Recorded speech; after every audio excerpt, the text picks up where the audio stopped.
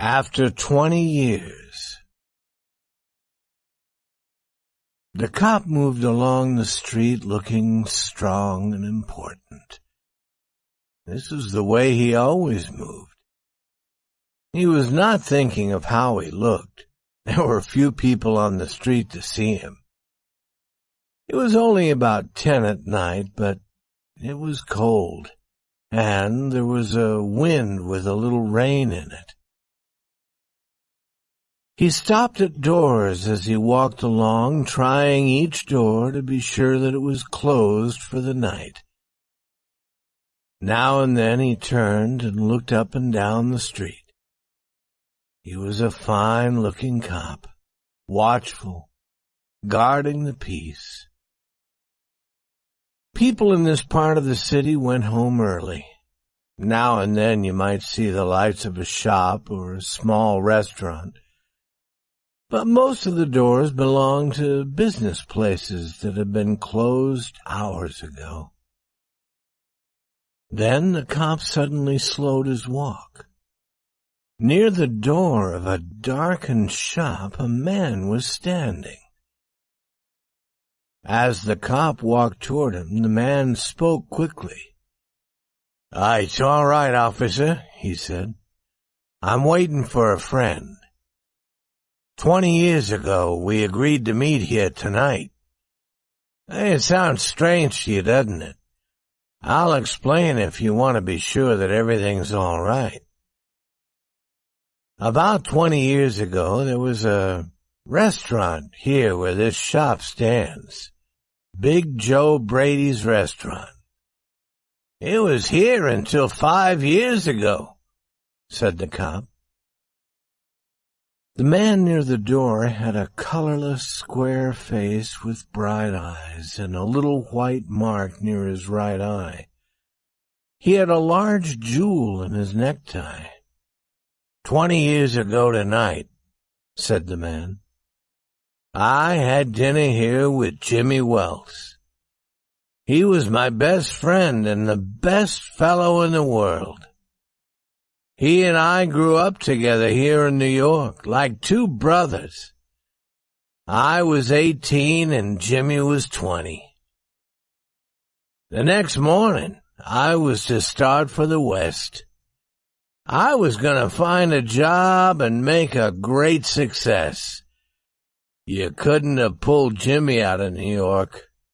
He thought it was the only place on earth. We agreed that night that we would meet here again in 20 years. We thought that in 20 years we would know what kind of men we were and what future waited for us."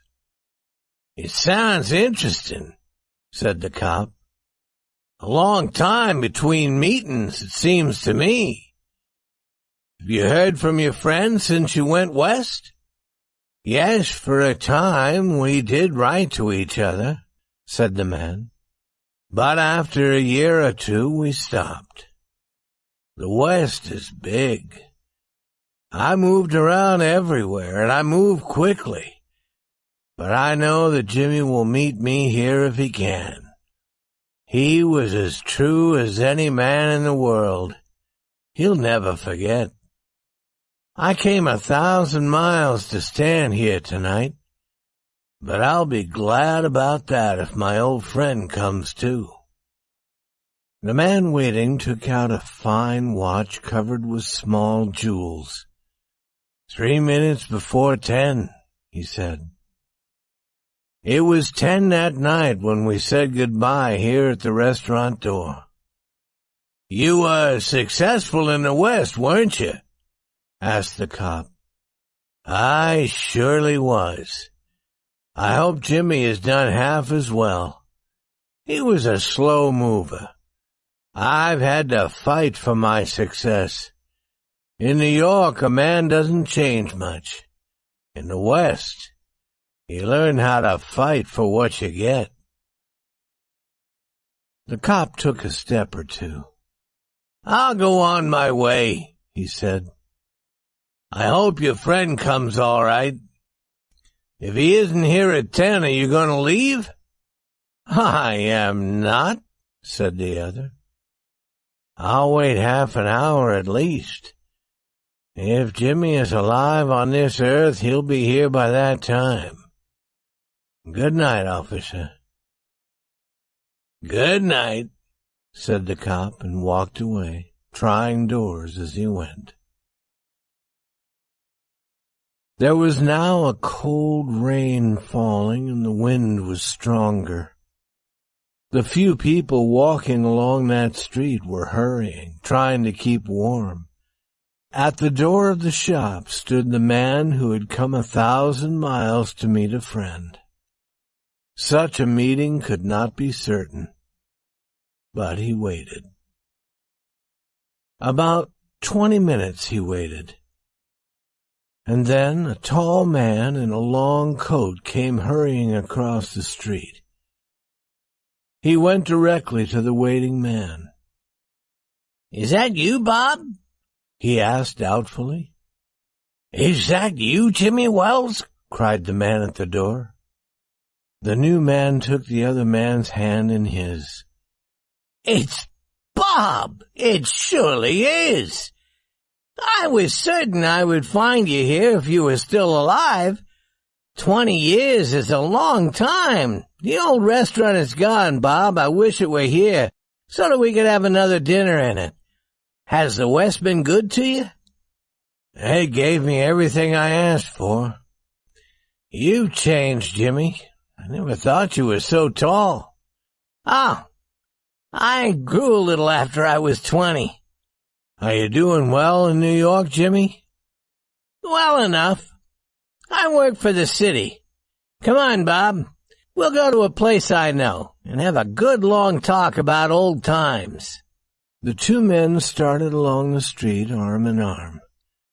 The man from the West was beginning to tell the story of his life. The other, with his coat up to his ears, listened with interest. At the corner stood a shop bright with electric lights. When they came near, each turned to look at the other's face. The man from the West stopped suddenly and pulled his arm away. "You're not Jimmy Wells," he said. 20 years is a long time, but not long enough to change the shape of a man's nose.